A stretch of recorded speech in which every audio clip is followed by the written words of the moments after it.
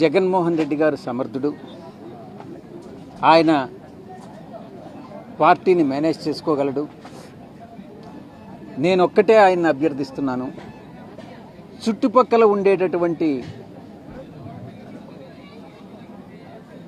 నిబద్ధత లేని వ్యక్తుల మాటలు వినవద్దు అని ఒక్కటే నేను జగన్మోహన్ రెడ్డి గారిని ఈ సందర్భంగా అభ్యర్థిస్తున్నాను.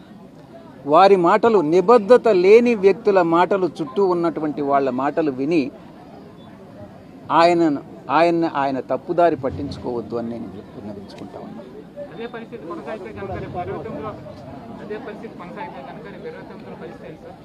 నాకు తెలియదు, నేను భవిష్యత్తు వాడిని నేను వినిపించలేను, నాకు ఆ సామర్థ్యం లేదు. సార్, మీరు మొన్న చేసినటువంటి ట్వీట్ని కూటమి ప్రభుత్వం తమకు అనుకూలంగా వాళ్ళు చెప్తున్నటువంటి పరిస్థితి ఉంది. అసలు మీరు ట్వీట్ తాలూకా అర్థమేంటి? మొన్న సమ్మిట్ తాలూకు నేను ఒకటే చెప్తా ఉన్నా,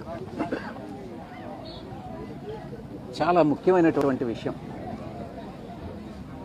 రాజకీయ నాయకులందరూ, రాజకీయ పార్టీలందరూ కూడా, అన్ని పార్టీలు ప్రజలను ఎలా మభ్య పెడతారు అన్నటువంటిది ఇది ఒక ఉదాహరణ.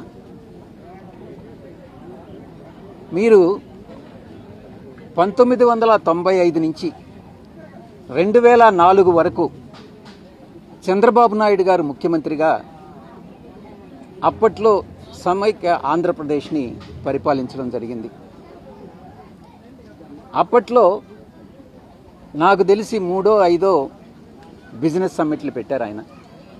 పలుసార్లు స్విట్జర్లాండ్లో డావోస్కి వెళ్ళడం జరిగింది. కొన్ని లక్షల కోట్లకి ఎంఓయూలు ఎంటర్ కావడం జరిగింది.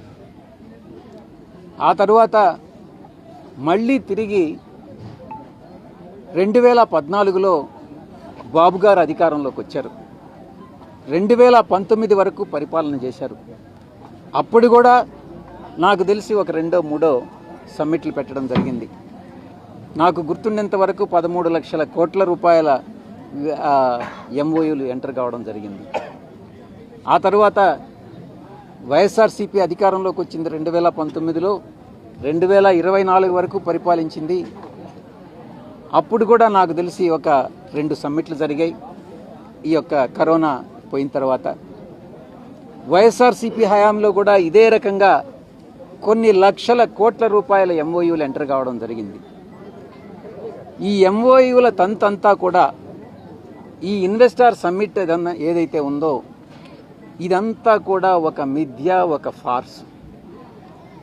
ఇది ప్రజలను మభ్యపెట్టే దానికోసంగానే రాజకీయ నాయకులు, రాజకీయ పక్షాలు ఉపయోగించుకుంటున్నాయే తప్ప చిత్తశుద్ధితో జెన్యూన్గా నిజంగా ఎంటర్ అయ్యేటటువంటి ఎంఓఈలు చాలా చాలా కొద్దిగా ఉంటాయని నేను తెలియజేసుకుంటా ఉన్నాను. రీసెంట్గా జరిగినటువంటి ఇన్వెస్టర్ మీట్లో నాకు గుర్తుండే ఉంది. ఇప్పుడు 13 లక్షల కోట్ల రూపాయలు ఇంచుమించు 600 పైచులకు ఎంఓయూలు ఎంటర్ అయ్యారు.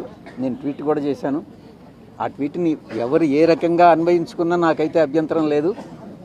నా యొక్క ఉద్దేశం, రాజకీయ నాయకులు, రాజకీయ పక్షాలు ప్రజలను మభ్యపెడుతున్నాయి అన్నటువంటి పాయింట్ని మాత్రం నేను మెసేజ్ని పంపించదలుచుకున్నాను. అది నా యొక్క ఉద్దేశం.